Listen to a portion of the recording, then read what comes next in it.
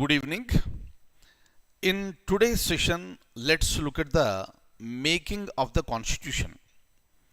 As I told you in yesterday's class, that we need to discuss from 1773 up to January 26, 1950. So that covers the total historical background of the Constitution of India and constitutional development. Since we have already seen what happened up to 1947, from here let's go back a little and again let's come up to 1950. So in order to look at this making of the Constitution, what exactly is this?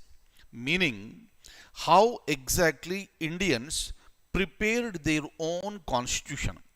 First point, please remember, our Constitution, so-called the Great Constitution of India, was prepared by Constituent Assembly. There were so many members in the Constituent Assembly, and those members put together, they worked for a long period of time, 2 years, 11 months and 18 days. They worked for 2 years, 11 months and 18 days, and they finished a wonderful constitution. And if you look at our constitution, so we can see so many people have contributed. Let's try to understand as and when the time comes. But now, when we talk about the making of the constitution, for the first time in India, who raised the idea of having a separate constitution for India? These points are important. In order to understand this one, let's go back to the year 1919. In the year 1919, we got an act called Government of India Act of 1919. And that has been implemented after this Montague-Chelmsford reforms. We know that. So starting from 1919, this particular act is being implemented. Later, in the year 1922, Mahatma Gandhi raised the idea that India should have its own constitution. Till then, we were depending on the laws that were made by the British Parliament, and those laws were considered to be the constitution in India. But for the first time, in the year 1922, Mahatma Gandhi raised the issue related to this constitution for India. Later, many people like Mrs. Annie Besant, they all have supported the view of Mahatma Gandhi. In the year 1934, M.N. Roy, Communist Party leader, for the first time he reiterated that India should have its own constitution, and that constitution must be developed by the Constituent Assembly, which contains only the Indians. Meaning, only Indians should decide what type of constitution that we should have. So like this, these things have developed. Of course, in the year, this 1927, also there was a demand, and there was a report called Nehru Report, and Nehru Report was submitted by Motilal Nehru. This is one important question in the examination. Who submitted Nehru Report? And your answer should be Motilal Nehru. Clear? Now, if you go ahead from here, 1922, 1927, and 1934, M.N. Roy, like this, the things were moving, and in between you got a Simon Commission, round table conferences, right? And after that, 1935 Act, right? So we are moving ahead. And the year 1939 came into picture. That was the beginning of World War II, which continued up to the year 1945. So during that time, there was a pressure on India from British that India should take part in World War II on behalf of the British. Absolutely not accepted by Mahatma Gandhi. And in order to negotiate with India, British has sent an offer called August offer. very important one. August offer came to India in the year 1940. This is nothing but to negotiate with India to make India to take part in World War II on behalf of British, and it was not accepted. Later comes 1942, Cripps mission. Cripps was a cabinet member in Britain. Cripps mission came to India in the year 1942 with the same proposal. Let India take part in the war, and after the completion of the war, let's decide regarding the independence of India and also about the separate constitution for India. During this time only, Mahatma Gandhi rejected this particular offer, Cripps mission. Mahatma Gandhi said very clearly, Cripps mission is like a post-dated check that is given on the name of a falling bank. These are the words that were used by Mahatma Gandhi after the failure of the Cripps mission. Kindly remember, they will give you this statement in the examination. They will ask you who gave this statement, Mahatma Gandhi. At what time, after which incident Mahatma Gandhi gave this statement. These are important. 1942, after the failure of the Cripps mission. So now it continues, and we have reached the year 1945. America has bombed Hiroshima and Nagasaki.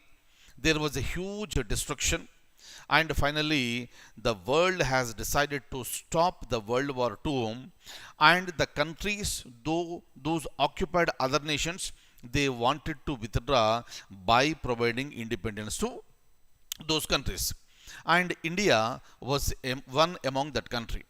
So during that time only, British decided to provide independence to India.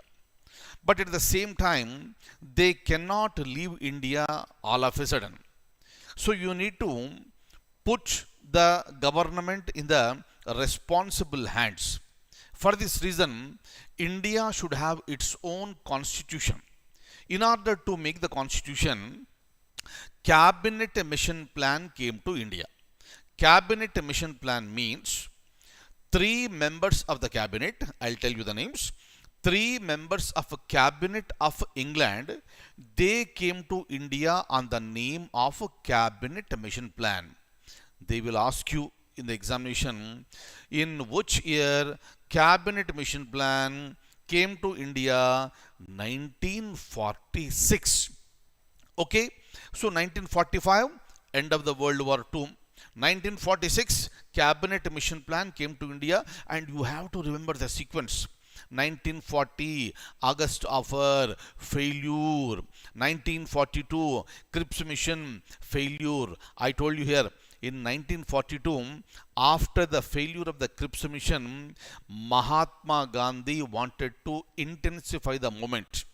That is the reason why immediately after the failure of Cripps mission in the year 1942, Mahatma Gandhi launched Quit India movement. During that time only, Mahatma Gandhi gave a call, do or die. These points I told you, right, in yesterday's class. Now let's go ahead.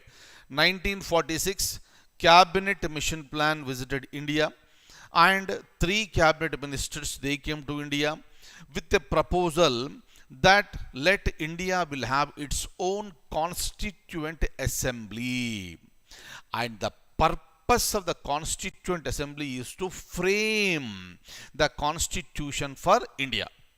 Now, what do you mean by constituent assembly? Constituent assembly is nothing but group of members coming together.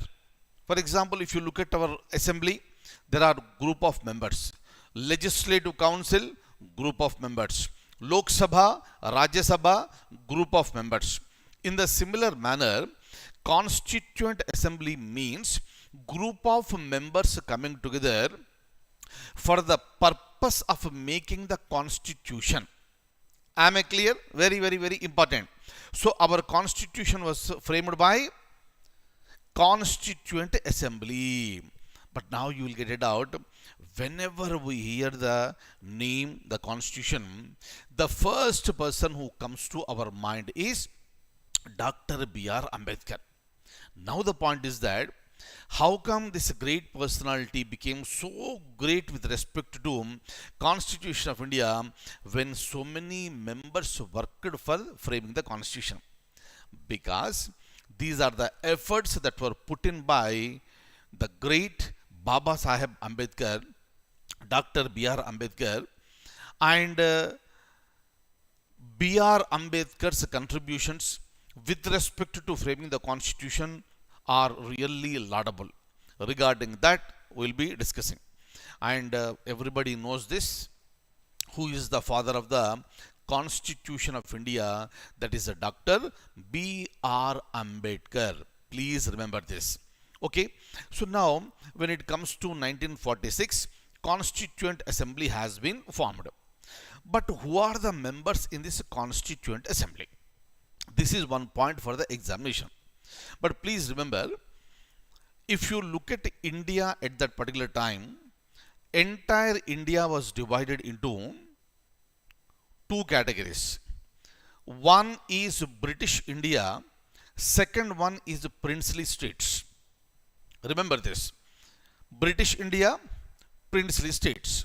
What do you mean by British India? British India is that part of India which is under the direct control of the British. Clear? When it comes to princely states were headed by kings or nizams. And these princely states were ruled by British through these kings or nizams. Meaning, on these princely states, the complete control is there only by the kings or nizams. But they have to pay tax to the British government regularly, so that these kingdoms, these princely states will be protected by British. So this is the agreement. So that is the reason why we have both princely states and British India. So when it comes to princely states, the members were nominated to Constituent Assembly. As far as the British India is concerned, I told you already, we had 11 provinces during that time. In every province we have assemblies. And the members who are already there in these particular assemblies in the provinces, those members from within, they elected the members to the Constituent Assembly. So what do you mean by here? Whether the members of the Constituent Assembly elected directly or indirectly. If it is direct, people will vote. If it is indirect, somebody else will be electing. So here when you look at this very carefully, these members are elected indirectly. People have not voted for them. Listen carefully. We have 11 provinces, 11 assemblies. These assemblies, those members from among them, they elected some members and they became the members of the Constituent Assembly. Meaning, if you look at the Constituent Assembly, the members were both elected indirectly and also nominated. Clear? Meaning, there are two categories of members in the Constituent Assembly. One is the elected one, indirectly. Second one is nominated members. Clear? So this is one point. Now all the members are there. Reservations have been provided. In proportion to the reservations, the members were elected by those categories. Everything is ready now. But on the other hand, what is happening? You have Muslim League. Muslim League, since 1940, it is opposing for a separate Constituent Assembly for India. Because it wanted, we want Pakistan. Just like you are planning for Constituent Assembly for India, you should also plan for Constituent Assembly for Pakistan. That was the demand of the Muslim League. But remember, this demand was not accepted by the Constituent Assembly, meaning in the beginning, neither British government nor Cabinet Mission Plan are in favor of separate Pakistan, bifurcating India. They were against this. Clear? So once this particular Constituent Assembly has been established, immediately after that, Muslim League has intensified its agitation, and those agitations have turned into this violence. That is the reason why in the year 1947, after Lord Mountbatten became the Viceroy of India, certain developments have been taken place, and on June 3rd, Mountbatten gave a plan of partition of India called June 3rd Plan. And finally, India was bifurcated. Pakistan has been created. All happened on August 15th, 1947. These points we have discussed. Now, let's go back to the year 1946. Now you got members elected, members nominated. In the beginning, nominated members did not attend the Constituent Assembly. Number two, in the beginning, the Muslim League members who are also the part of the Constituent Assembly, they have decided to boycott because they have a demand that Pakistan should be created and Pakistan should have a separate Constituent Assembly. But it was not accepted. Finally, without Muslim League members, without nominated members, the Constituent Assembly met for the first time. It happened on December 9th, 1946. December 9th, 1946. So tomorrow they will ask you in the examination on which date the first meeting of the Constituent Assembly took place. Your answer should be December 9th, 1946. So when all the members are there, you need to have some head. You need to have some chairman. And that chairman position was called President of the Constituent Assembly. That is the reason why, for a time being, on that particular day, Dr. Sachidananda Sinha was elected as interim president of Constituent Assembly. Interim, temporary, time being. Clear? What was the name? Dr. Sachidananda Sinha. And on December 11th, 1946, Constituent Assembly elected Dr. B. Rajendra Prasad as the President of Constituent Assembly. Please remember who was elected as interim president and who was elected as the President of the Constituent Assembly. These are important points. All happened within a gap of 2 days. First was December 9th and second December 11th. Kindly remember, Dr. B. Rajendra Prasad was elected as the President for Constituent Assembly, not for India. Same Rajendra Prasad became the President of India for the first time on January 26, 1950. You have to make this difference very, very clear. Clear? So this is all happened on December 11th. Now, so there is another gentleman, you must be knowing the name, H.C. Mukherjee. H.C. Mukherjee, he was elected as the Vice President of the Constituent Assembly. Please remember, not Vice President of India. India got first Vice President in the year 1952, not in 1946. We are still in the year 1946. I repeat, the Dr. B. Rajendra Prasad was elected as the President of the Constituent Assembly. H.C. Mukherjee was elected as the Vice President of the Constituent Assembly. It happened on December 11th. Now, Constituent Assembly is ready, members are ready, President is ready, Vice President is ready. Now you need to go for the deliberations. What is your job? You have to frame a constitution. Constitution for India. Then obviously you want to frame a better constitution. So our people looked at various constitutions that were existing in the world, and we got them, we studied them, and from there, whatever is necessary for us, we have taken and incorporated in the Constitution of India by modifying those things to suit our aspirations and needs. This is what happened during that particular time. So that was a laborious job that was performed by our great leaders, our fathers of the Constitution of India. Very, very, very important. Clear? So it happened. So now December 9th, December 11th. On December 13th, Jawaharlal Nehru, kindly see here, Jawaharlal Nehru became the Prime Minister of India on August 15th, 1947.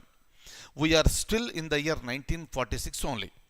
So in 1946, on December 13th, Jawaharlal Nehru moved objectives resolution. Objectives resolutions means we, the Constituent Assembly, gathered here. We have certain objectives. We have certain goals. What are those objectives? Let us discuss and finalize, and let us frame the constitution in that direction. That was the basic idea. Right? It happened on December 13th, 1946. So in the examination, they will ask you who moved. Moved means presentation. Moved objectives resolutions in the Constituent Assembly, and your answer should be Jawaharlal Nehru. Am I clear? It happened on December 13th. So discussions took place for a long period. Finally, on January 22nd, 1947, the Constituent Assembly adopted the objectives resolution, meaning we have finalized. Now we are clear that what should be our objectives. So that has been finalized and that has been accepted. It happened on January 22nd, 1947. So you need to remember December 9th, December 11th, December 13th, and January 22nd. Clear? On one side, the agitations by Muslim League, they are going on. On the other side, so we are framing our constitution, the work has begun.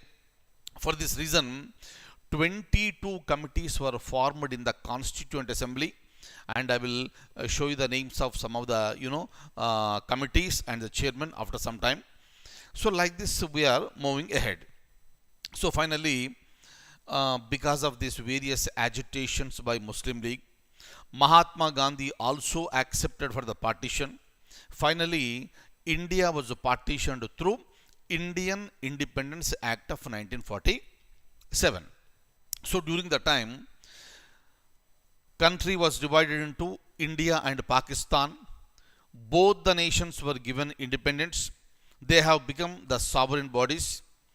With respect to princely states, they were given a choice either to join India or to join Pakistan, or they can remain as independent nations.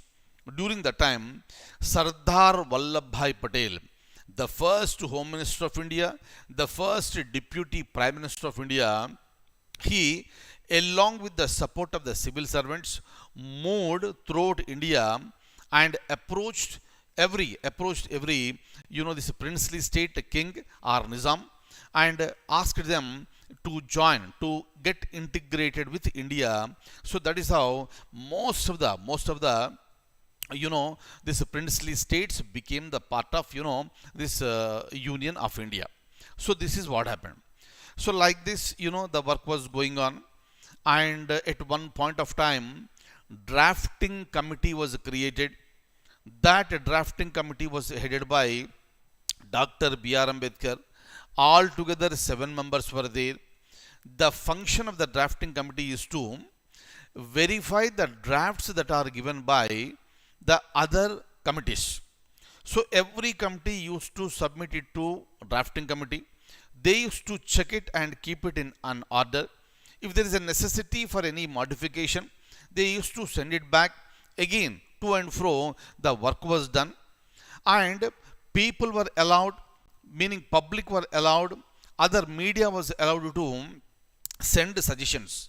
And the most beautiful thing with respect to Dr. B.R. Ambedkar was that he used to give reply to every letter. Today we are using mails. Clear? With a single mail, I can send it to hundreds of members. But at the time, that technology was not there. Only card system was there, postcards. And very patiently, Dr. B.R. Ambedkar used to write the letters to solve the issues, solve the doubts of the people. So like this it continued. First reading, second reading, third reading was over, and on November 26th, 1949, the Constituent Assembly adopted the Constitution. Clear? November 26th, 1949, the Constituent Assembly adopted the Constitution. This is the date that was mentioned in the preamble. Please remember, in preamble, the date on which Constitution was adopted, that was mentioned November 26th, 1949. But in reality, our Constitution came into force on January 26th, 1950. 2 months gap. But a few provisions like citizenship, elections, and certain provisional provisions, they came into effect on November 26th, 1949. Rest of the Constitution came into force on January 26th, 1950. Please remember this. Now you must be getting a doubt. Why 2 months gap? When you adopt the Constitution on November 26, you can also implement the total Constitution on that day. But it was deliberately done, and it was deliberately postponed by 2 months, because the date January 26 is considered to be very auspicious, because that particular date is matching with the date of 1930. So in order to understand why the Constitution was enforced on January 26th, we have to go back to January 26th, 1930. In order to understand what happened in 1930, you need to go to 1920s. In 1920s, some important people like Jawaharlal Nehru, Dr. B.R. Ambedkar, they entered into the freedom struggle. In 1929, Jawaharlal Nehru gave an ultimatum to the British government saying that by January 26th, 1930, you should declare Purna Swaraj.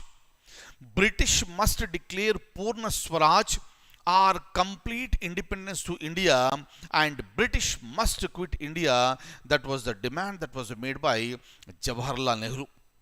But what happened? Demand was not accepted, because British was very strongly, they are deeply rooted into India. That is the reason why nothing happened. And in order to protest against that, on January 26th, 1930, Jawaharlal Nehru hoisted Indian tricolor flag. I am not saying national flag, because India did not become an independent nation at the time. So at the time, the tricolor flag was hoisted on the banks of the river Ravi. Every point is important. 1930, who hoisted the tricolor flag? Where hoisted? Jawaharlal Nehru. 1930, on the banks of the river Ravi, and Jawaharlal Nehru announced that, so we are completely free now. So this is the complete independence. India got Purna Swaraj. So that was the idea. But in reality, India did not achieve anything clear at that particular time, because the very strongly rooted British government at that time. So Indians are struggling, they are fighting continuously, they are making these efforts. Clear?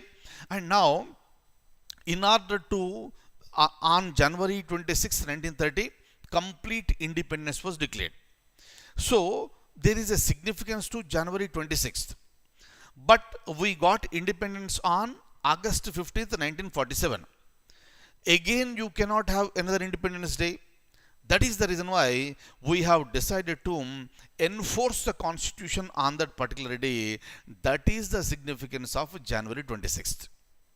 Am I clear? On the same day, we got the first president of India. That is the reason why India became republic. Am I clear? This is what exactly happened with respect to the making of the constitution. Am I clear? Now I will open the document and I will show you the points that are related to this, and I want you to pay very, very, very clear and close attention on this. Look at this.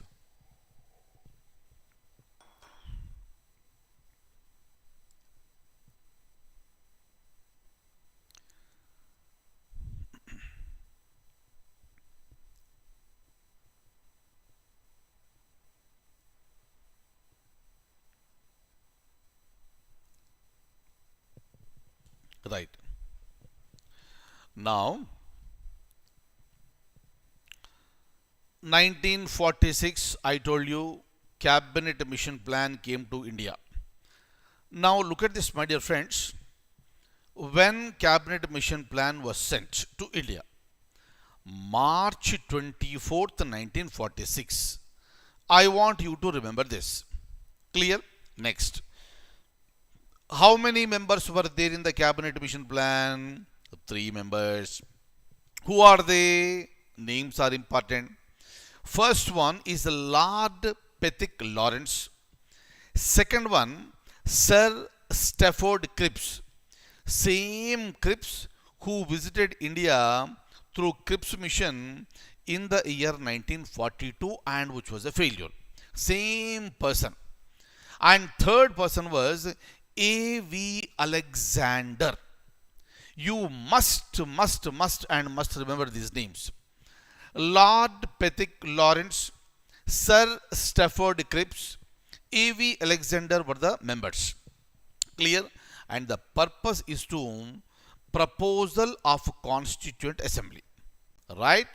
And this particular cabinet mission plan, that is called cabinet delegation, rejected a separate Constituent Assembly and separate nation for Muslims.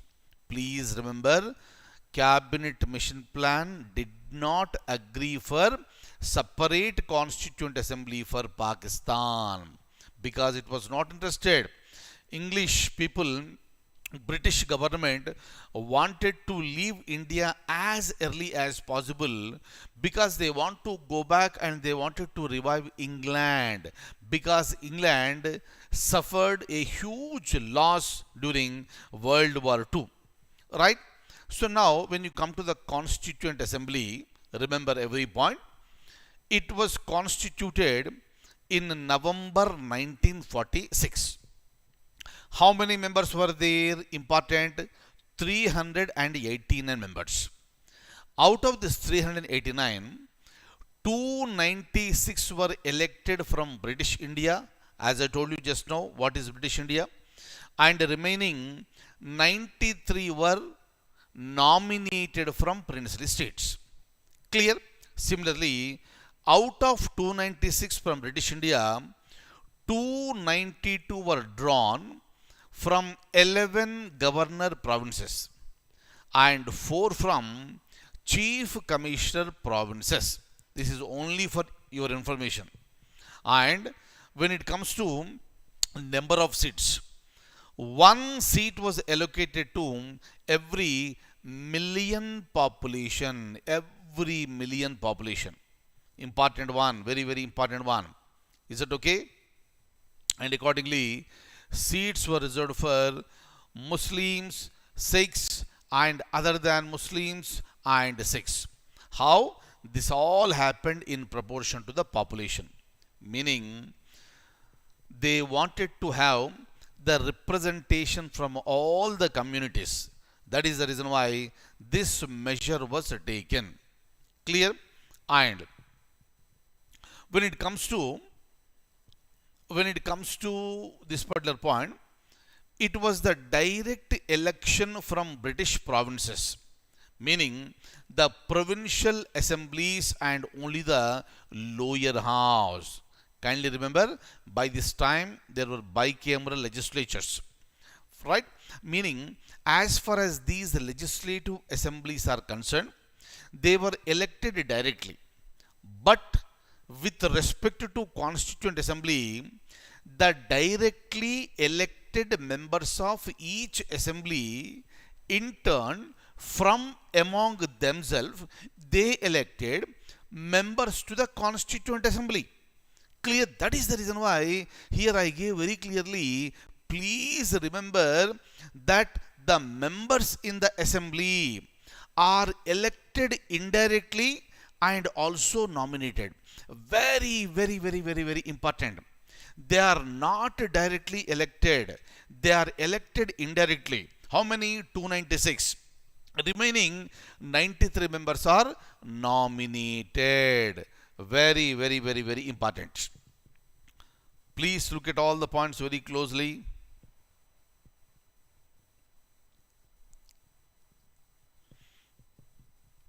Read all the points. As I told you, you must get maximum marks.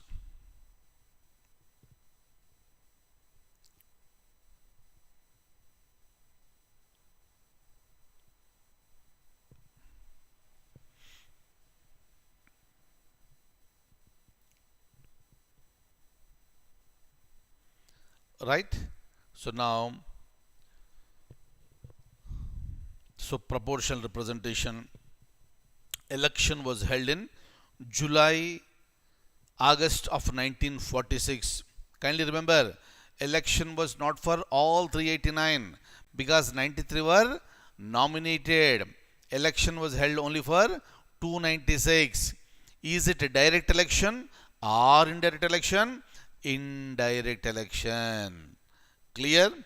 Now, let's go ahead. Out of 296, I'll show you the figures now. You can just go through. Congress won 208 and Muslim League 73. I'll just show you the numbers here. Congress 208, Muslim League 73. Just remember these two. Rest of the things you need not remember. But I want you to remember the total 296. So Unionist Muslim, Unionist Scheduled Caste, Krishak Praja, Scheduled Caste Praja, Sikh Non-Congress, Communist 1, Independents 8. Is that okay?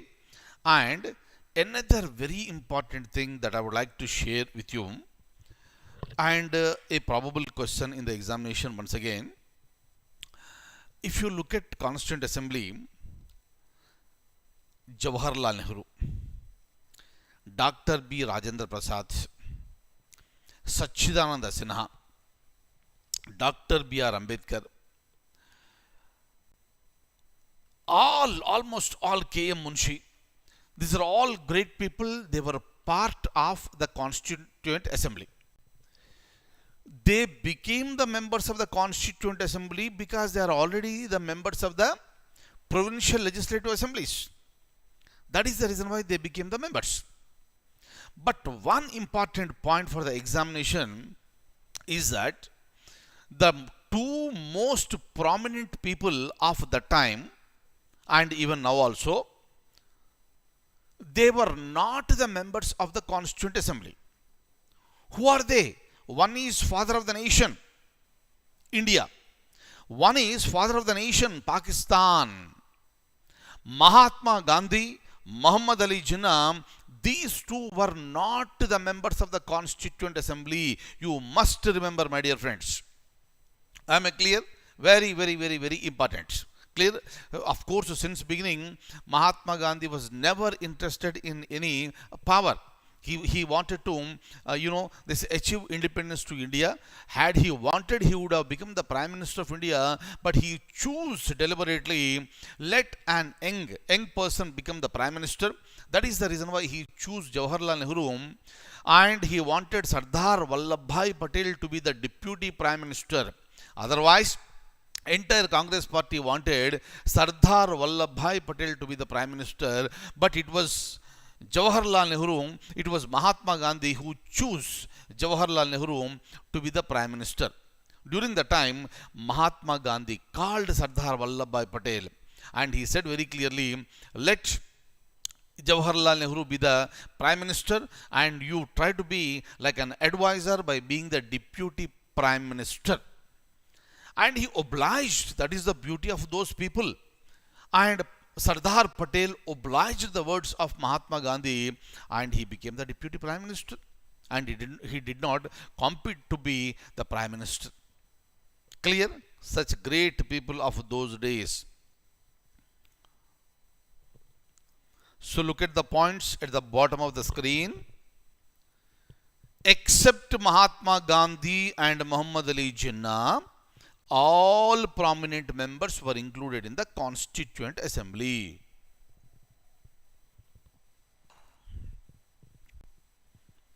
Look at this.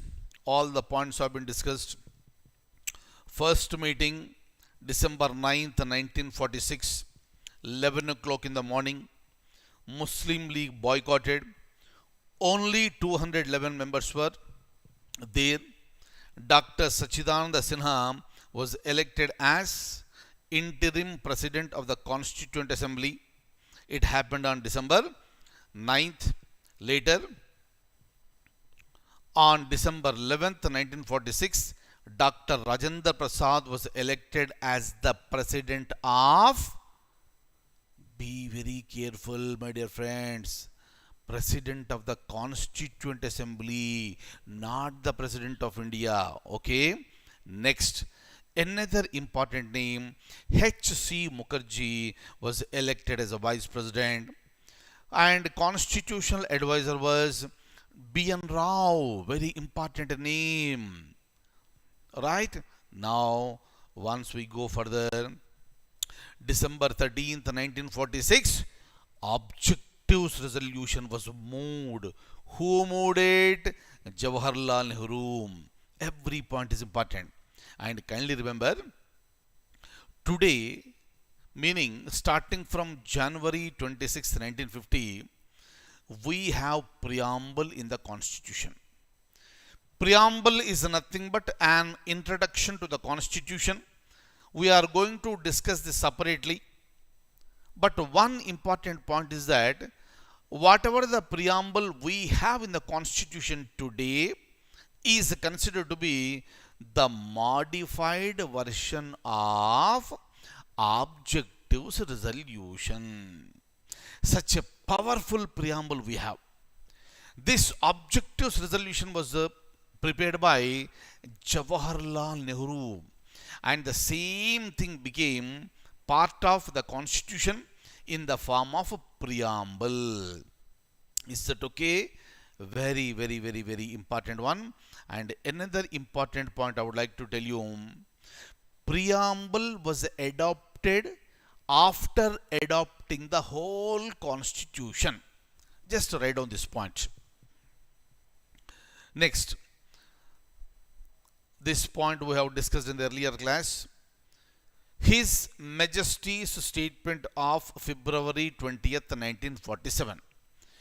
During this time, on this particular day, British government announced that British rule in India will come to an end in any case by June 30th, 1948. Very, very, very important. Okay, yesterday I told you it is June 30th. Okay, please remember this. So this is the original date that was announced by the British that they will provide independence to India. Clear? And In the same month, again during the time, Lord Wavell was the viceroy.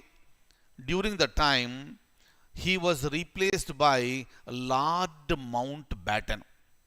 He came out with a plan called June 3rd Plan.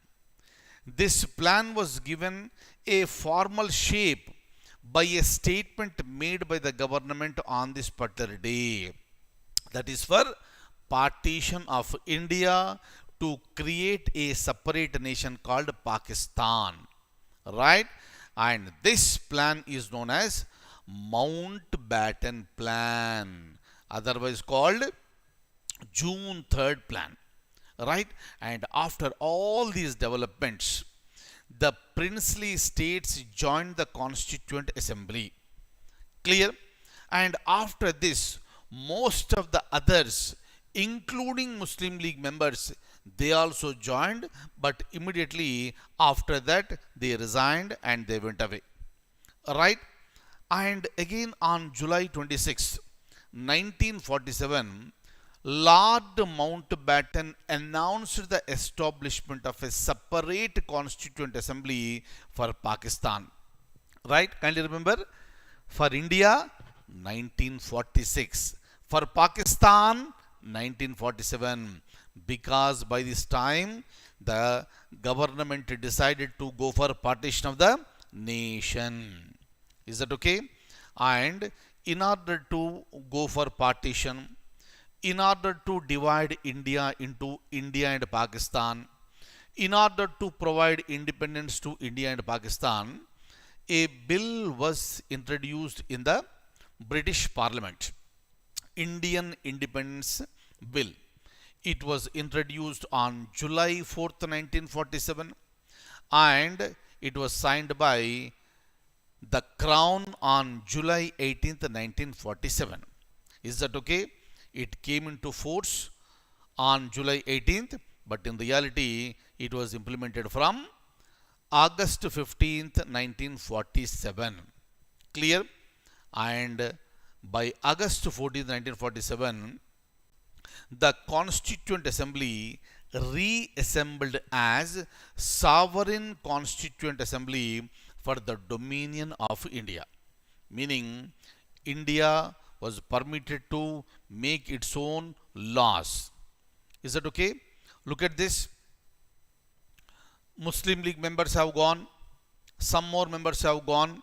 That is the reason why when the Constituent Assembly was reassembled on October 31st, 1947, the membership was reduced to 299. Is that clear? Very important one. Earlier it was 389. That has been reduced to 299 because Muslim League members opted to leave. They went to Pakistan, and some more members also decided to leave for Pakistan. Clear? And this act made the Constituent Assembly as a sovereign body, meaning India can pass any law in its favor. India is not under the influence of any external or internal pressure. And that is the reason why the Constituent Assembly became the first parliament of India, free India. Please remember one point. When I say parliament, today if you look at our parliament, in parliament you got two houses. Right? You know this. In parliament you got two houses. One is Lok Sabha, second one is the Rajya Sabha. But I am talking about 1947. At that time there was only one house. Am I clear? And the same Constituent Assembly became the first parliament of India.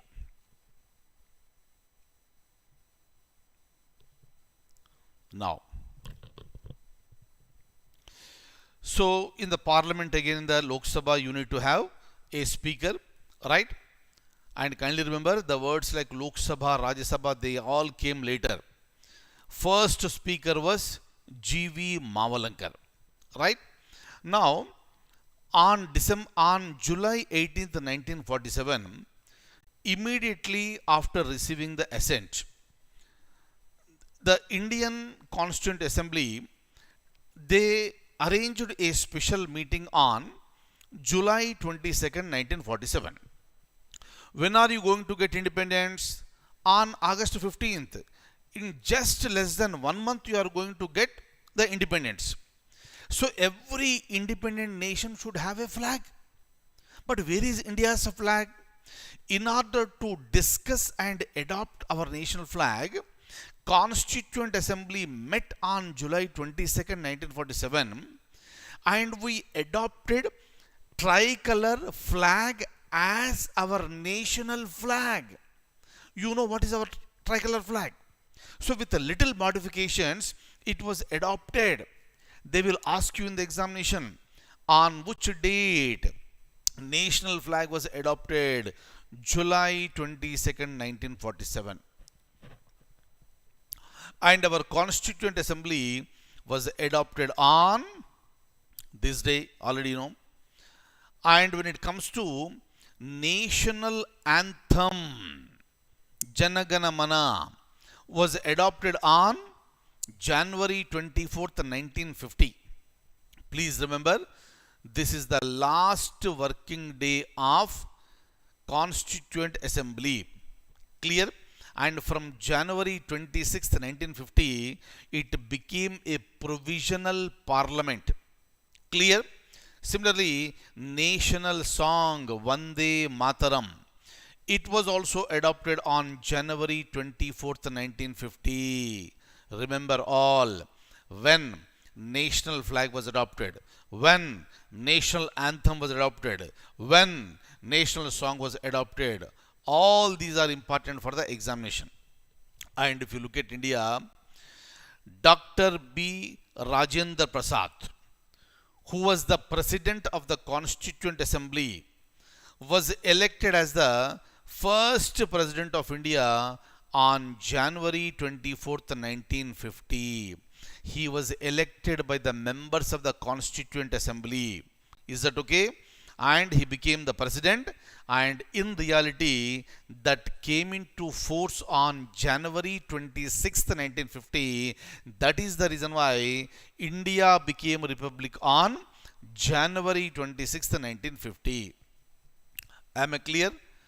Remember the sequence, every point is important, right? And also remember this, January 24th, 1950 was the last session. They will ask you in the examination, what was the last, when was the last session of a Constituent Assembly was conducted. Later, it continued as the Provisional Parliament of India with a single house. Remember, with single house, it continued as a Provisional Parliament of India till India conducted first general elections from October 1951 up to February 1952. Clear? Very, very, very important. So if you look at the Constituent Assembly, there were 22 committees, right? Remember the number. Out of this, 10 committees on procedural affairs, and remaining 12 are substantive affairs, considerable affairs. Look at this. Steering Committee Chairman was Dr. B. Rajendra Prasad. Rules of Procedures Committee was headed by again Dr. B. Rajendra Prasad. Drafting Committee was headed by Dr. B.R. Ambedkar. Union Powers Committee was headed by Jawaharlal Nehru. Please remember this, anything may be a question in the examination, right? And the Union Constitution Committee was headed by Jawaharlal Nehru. Provincial Constitution Committee was headed by Sardar Vallabhbhai Patel. Fundamental Rights and Minorities Committee was headed by Sardar Vallabhbhai Patel.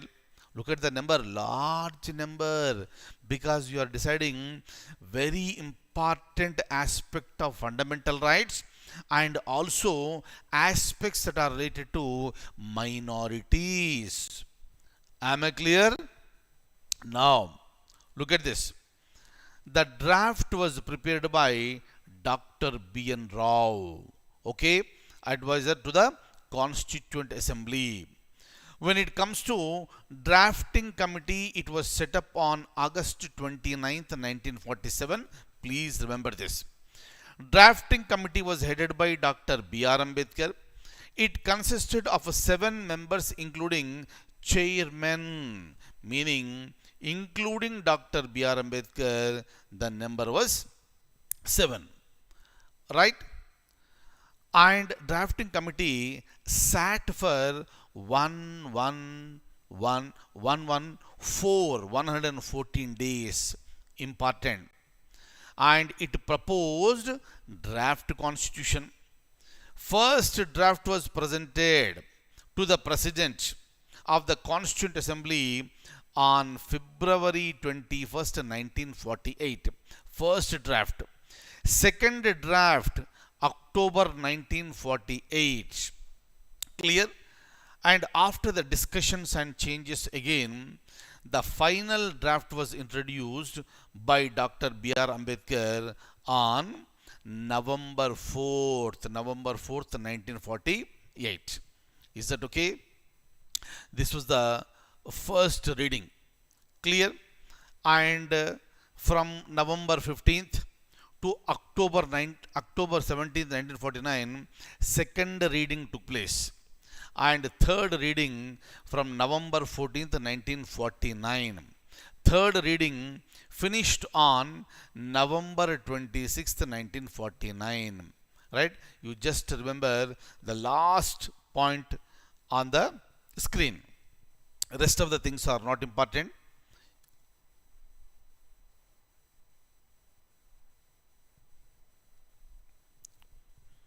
Right. So, in the Constituent Assembly, how many members were there? 299 members were there. Out of that, on that particular day, 284 members were present. And they all signed the draft constitution.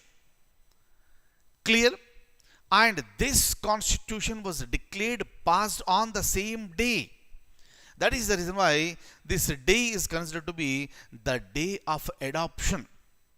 Right? Immediately after that, President has signed, meaning President and all the members, meaning 284 members out of 299, they signed on November 26, 1949. And another very important point, look at this one. In the original constitution, 8 schedules were there and 395 articles are there. But today, you have 12 schedules in the constitution and you have more than 450 articles. I am not giving you any exact figure here. That figure will change whenever you add new article. But just remember, it's more than 450 articles. So in the examination, they will ask you, how many schedules were present in the original constitution? 8. How many schedules are present in today's constitution? 12. How many articles were present in the original constitution? 395. What do you mean by original constitution?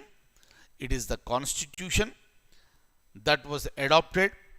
It is a constitution that was without any amendments, without any changes. Clear? And if you look at this one, preamble was enacted after the enactment of the constitution. Right? Preamble was the last one to be awarded. And also remember, Dr. B.R. Ambedkar is known as Father of the Constitution of India. We should be very grateful to this great personality for giving such a wonderful constitution for India. Chief Architect of the Constitution of India, Modern Manu. Clear? And he was the first Law Minister of India. starting from August 15th, 1947 up to January 26th, 1950. He was the Law Minister of India. Right? So look at these points which I have already explained to you. Constitution came into force on this particular day in order to match with January 26th, 1930, which was declared as Purna Swaraj. Right? And on the day, Nehru hoisted tricolor flag. I cannot say national flag here. Tricolor flag on the banks of the river Ravi. Clear? And because of that reason, Constitution was enforced on January 26, 1950. Is that okay? Once the Constitution comes into picture, all the previous laws, including Government of India Act of 1935 and also Indian Independence Act of 1947, they all were repealed because we got our own constitution. But please remember, some laws were deliberately put in practice, allowed to continue because of the necessity. Right? And the only exception was Privy Council. Look at this. It all took 2 years, 11 months and 18 days for the Constitution to get completed. And on April 17th, 1952, after the elections are over, provisional parliament came to an end. Meaning, provisional parliament continued from January 26th, 1950 up to April 17th, 1952. Right? But when it comes to the first elected Parliament of India with Lok Sabha and Rajya Sabha came into being in May 1952. Very important. Similarly, the provisions like citizenship, elections, provincial parliament, temporary and transitional provisions, meaning very few, they came into effect on November 26th, 1949. Only they were enforced on November 26th, 1949.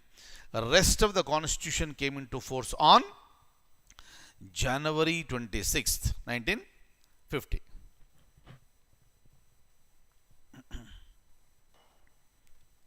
Clear?